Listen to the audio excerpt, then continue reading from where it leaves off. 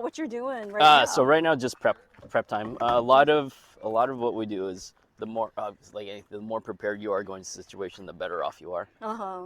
It just makes everything smoother. Right. So you want to over plan and make sure that the bees, you're anticipating everything that the bees are going to be doing, so that it's as smooth and clean for the bees. So the smoke, it's so we can't buzz, right? We can't speak to the bees. Okay, we probably could, and they talk to us all the time. It's just sometimes it's hard to decipher what they're looking for through our own muck. But this is one way that we can communicate with the bees. As I tell our clients, you have to speak their language. Right. They understand this. They understand our intentions. And they understand just like with animals, they understand our intentions, and they understand that, hey, we're here on their side. Right. But this helps make sure that communication gets passed on through everything. But these ladies have been there for probably at least 2 years. And they're like good, they're solid. So the city they're asking you to take it down because of the people here? They're afraid something's going to happen? Liability, yeah. Okay. We contract with Balboa Park. And so whenever they have anything on site, they call us and we rescue them. So absolutely, it's almost liability. Is as soon as something's reported, it becomes an issue. I see. If someone were to say walk by, get stung for any reason, then the city is liable.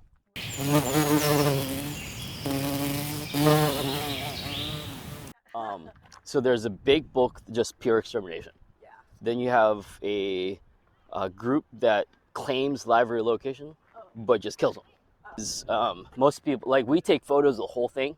They see the whole damn process. They see the bees, so they have a good understanding of what went on. These guys don't take photos; they don't have proof.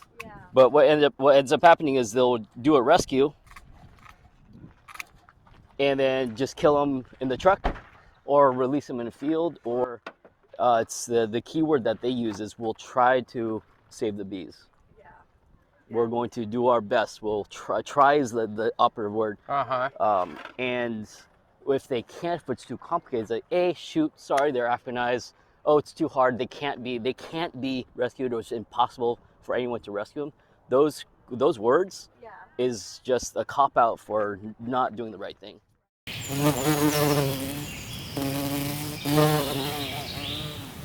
So they go up to a farm up in Escondido or Valley Center, and we have a couple of small farms that we work out of. But essentially, they go there. Then one of our beekeepers goes and tends to them, like my sister. She'll go out and she'll take care of them post rescue, make sure they're fed, make sure they're taken care of. Pink beekeeper. That is awesome. Yeah, and then from there we find backyard beekeepers, farmers to adopt them and take them in. And then depends on what the situations, we'll help them get set up, and we'll walk them through the process, all the fun jazz.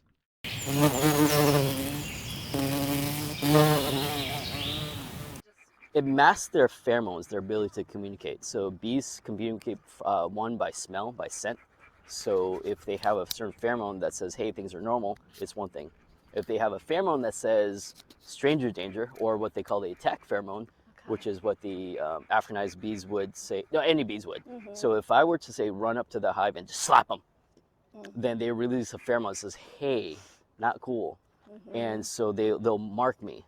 Like the movies where you'll laze a target, they'll laze me with a certain pheromone that smells like bananas, and then they all come towards that scent because I've been marked as an enemy. So, God, bees are amazing.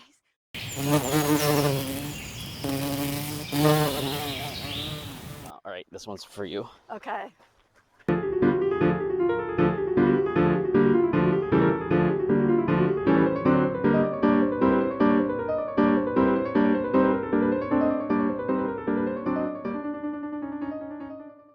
This is a small. So excited. Good to go, sir. I love the safety. I love it. Can I just turn around a little? I have to go to the bathroom. No, I'm kidding.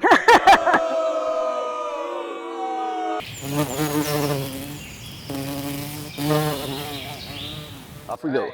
Sweet.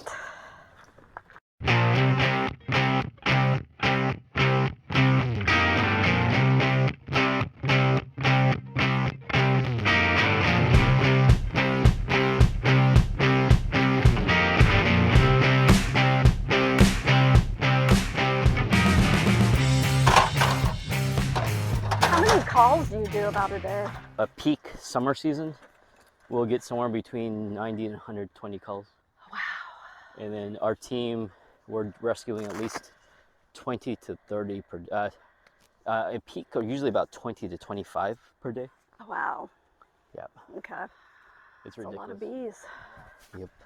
A lot of lives that you're saving. So Yeah, too, you absolutely. know, it's just. And that's where that's why I partially the beekeeping I don't want to, because I want to be focused my time on the rescue of them. Right. Because Right. generally speaking, if we're not rescuing a hive, one of them's getting slaughtered. Yeah. Yeah. So I can spend my time beekeeping, or I can spend my time make sure they get rescued. Right.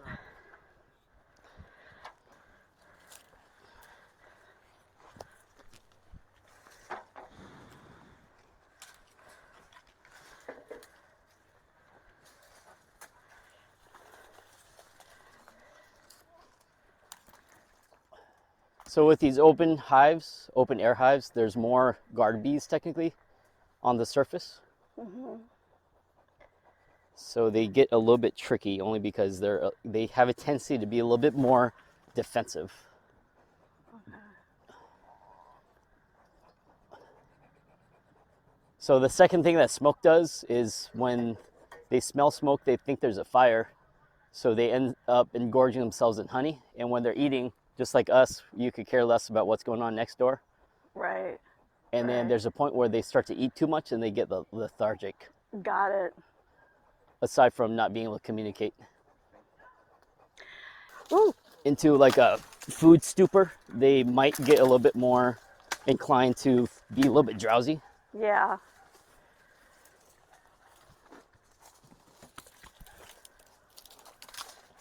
So what I'm doing is I'm smoking. So if you talk to beekeepers, they'll say you need to smoke a hive 20 times or 10 times or whatever it is. Mm-hmm. For us, it's actually about how they're responding and the sound they make when Okay. you do smoke them. I'm looking for a certain change in vibration. Yeah. Interesting.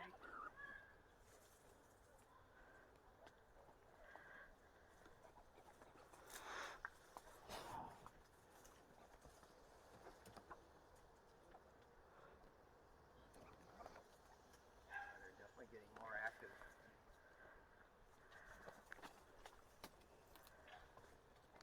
I can hear them. Yeah.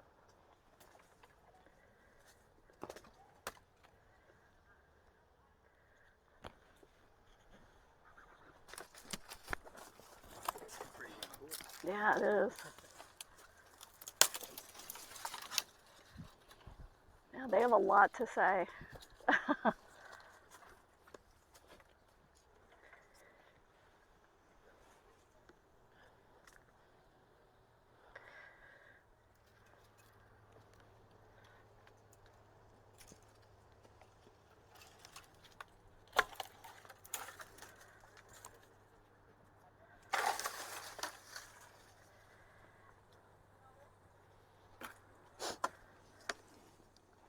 I'm just going through all the different scenarios in my head of what could possibly not go right. Uh-huh. So I'm figuring out the angle and seeing which direction I want to take, and which is going to be the most efficient as well. Now, would using a saw be something that you would do to cut that branch Yes, off? I will. But needing to Loppers won't go through that. loppers definitely won't go. Yeah. So I'm actually debating pulling this back and cutting it and just being able to lower the whole thing and working on the trail, Yeah. which is probably the smarter route. And I'm trying to avoid putting the ladder here because I don't really want to do that. Yeah, it's not very safe. Yeah. Well, that I could see them all kind of emerging out of there, like it's moving now, Yeah, and before it absolutely. wasn't. All right, girls.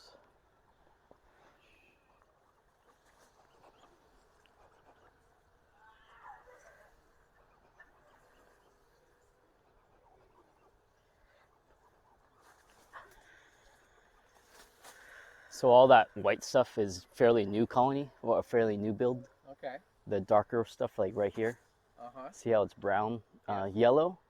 Leo on the outside is somewhere around 6 to 9 months. As it gets darker, you start to hit the year mark. And then we won't really know until we hit the center of that to see what color it really is. Huh. Because they're going to be using that the most.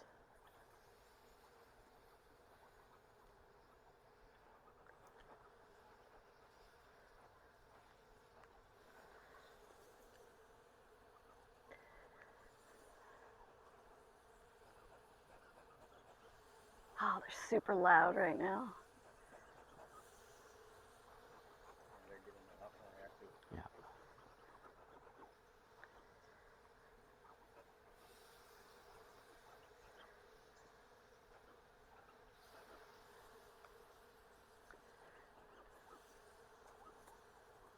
Yeah, I can see them climbing up on the branch now.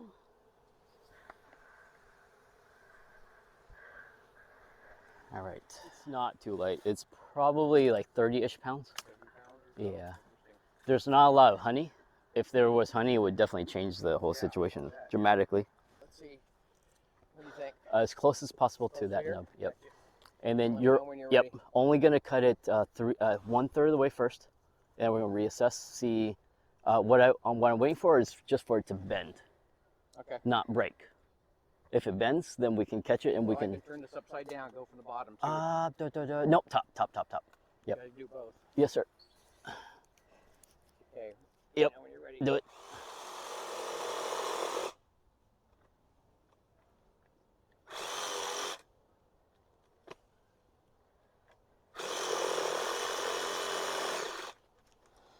Okay. That's actually about half. Okay, cool.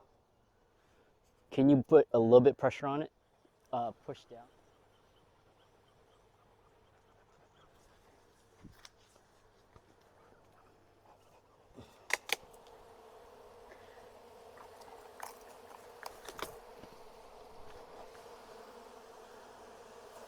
Got a hand too here. You want me to finish cutting? There. Perfect.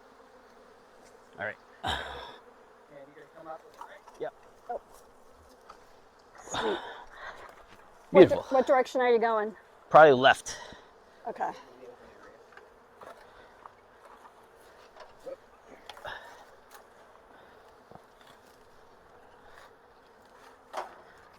Sorry, girls. Sweet. Outstanding. All right. Wait. Got it. There you go. That was smooth. Yeah, that wasn't bad at all. Can't All right, see guys, we have the beehive down. Say hi, Roger. Hey guys. it. Say bees. He did it all by himself. Bee-Man Dan is awesome. Again, I just watched. Good job, girls. You just watched. And here's our second supervisor, Miss Annie. Yes, I'm good at supervising. That's pretty much safety all I coordinator. did. Basically, close her eyes the whole time. Good job, girls. Excellent. Very cool.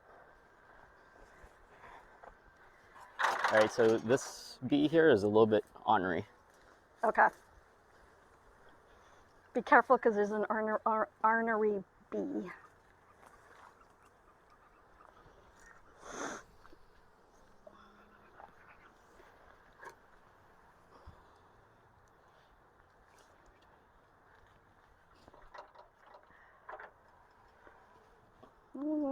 You're mad, I know. Walking away. Yeah, walk away, Roger. Put your hands up. Walk away. Yep. Sorry, bees. Sorry.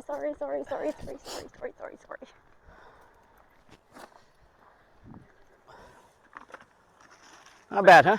Yeah, that was really cool. God, you have to be like a, what's the word I'm looking for? Crazy? You have to be like a Yeah, you MacGyver. That's why I love these trees. I love the projects where it requires a lot of creativity. Yeah. Do whatever it takes. Yeah, exactly. You just figure things out. Yep. And there's no right or wrong way. Just get it down and make sure no one dies. Make sure, yeah. Yeah. Preferably in that order.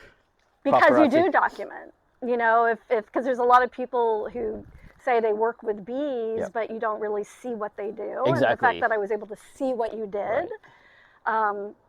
yeah, that was cool. That's the part where people hide stuff. Yeah. That's where I know they're fraudulent. If they're not willing to showcase their stuff, then they've got nothing to offer.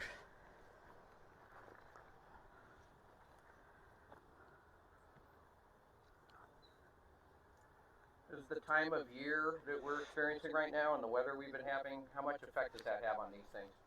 Mildly, but in regards to how active they are. Yeah, more has to do with incoming food sources. Yeah. So during the winter time, it tapers off a little bit. I mean, we're technically in the desert, so yeah. you're Southern subject. California. Yeah, we're Southern California, so we don't really have a harsh winter, but Watch out. when there's not enough food in the area, then they definitely slow down a little bit. So. And the lifespan of a honeybee is Exactly 42 days. 42 days. Roughly 42.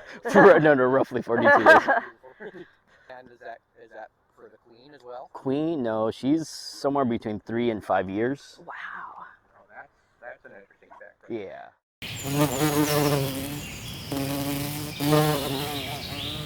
So roughly 42 days. 30 days of it is spent being basically doing house cleaning and stuff like that, taking care of the queen, taking care of the other bees. And then the last 12, 14 days or so is spent looking for food. And they'll literally work until they die. Wow. But typically their wings will get too tattered. What makes a queen? It takes a queen to make a queen. Okay. And they'll generally, so there's two theories.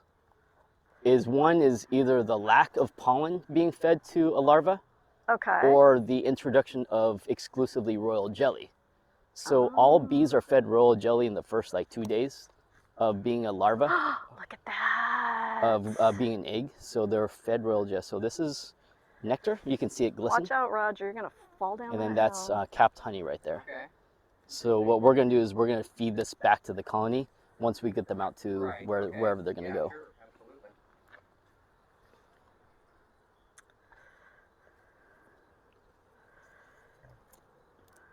I was telling Dan that watching these videos, it's almost like one of those, relaxation ASMR ASMR videos. It's just, you take off a sheet and there's like more, and it's really cool.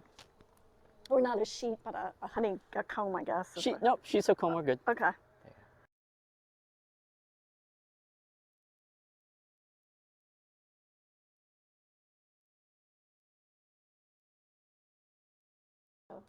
And how I watched a video where you saw the queen, so you don't see them very often. Not often. Okay. I don't actually look for her. Okay. Because right now, so I haven't touched the babies yet. So this is the brood. This is the larva. Oh. Got it. Then you have these bigger bulbous ones are the boys, Okay. versus flat like the girls. So my God. I'm going to be cutting this out. I don't want to take the boys with us. Okay. Because they're going to be rebuilding and restructuring. I don't want the boys taking resources from them. Okay. Second thing is varroa, if they do have it, and they probably generally do, are most likely going to be on here. So we want to minimize their exposure to it as much as possible. Okay. That is so cool. I didn't even know that. So right now I'm carving all the extraneous things first before I start to touch the babies, because the babies, I need to keep them at consistent 95 to 100 degrees or as warm as possible right now. It's cool in the day, so it's about 68 degrees, 70 degrees right now. So it's too cold for the babies to be exposed long term. So I can take my sweet time doing everything until I start to mess with the babies, and then it's kind of go time. Right. Okay. But see how they're still huddled, so the bulk of the babies will still be Breeding inside. can take place any time of the year. Yeah. Any season. Absolutely. Any season at all. Doesn't matter. Yep. Wow. That's why we still see swarms in San Diego, because we don't have a harsh winter Yeah. to speak of.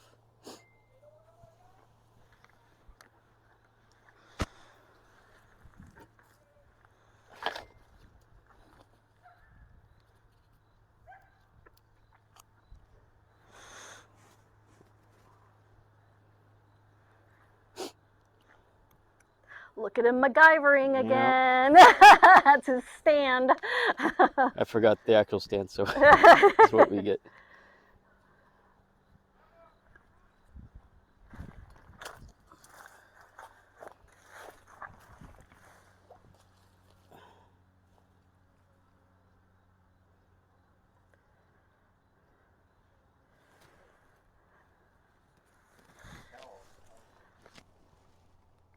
Oh, so cool.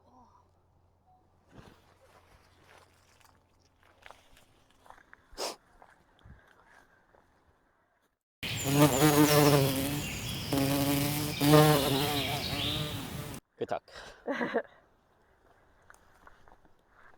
So the tricky part with these is you have a bunch of branches in the way, and they keep you from getting like nice big sheets of comb to work with. Oh, I see what you mean, because you can't cut through the branch. Yeah, not effectively at least. Yeah. But this is actually an incredibly straight building colony.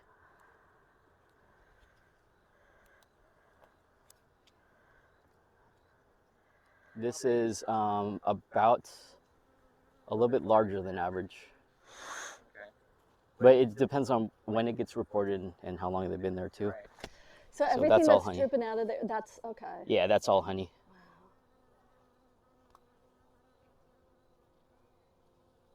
Huh. So you know, in children's books, you see these beehives that are just perfectly, you know, like almost round. Yep. And is that a typical? Wasps. Probably. Yeah, So the is, skeps. is what we're looking at right now, is that more typical of a This beehive? is more typical, Okay. absolutely. Those enclosed ones are typically wasp nests, like Roger was saying. Okay.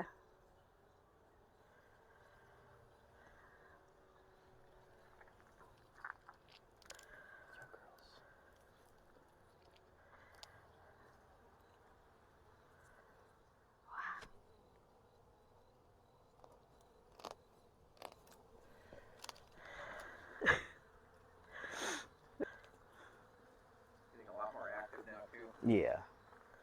It's starting to hit the babies, and so now you get their real nature. Yeah. Until I start cutting that middle part, then they won't really reveal themselves. But generally, like right off the bat, I would probably label these as like an 8 or a 9. Okay. Okay. Yeah, Especially they're with pretty the, related. yeah, especially with that reciprocating saw. And they didn't really change their behavior much. Mm-hmm. And I pulled off these sheets, and they don't flood out. Mm-hmm.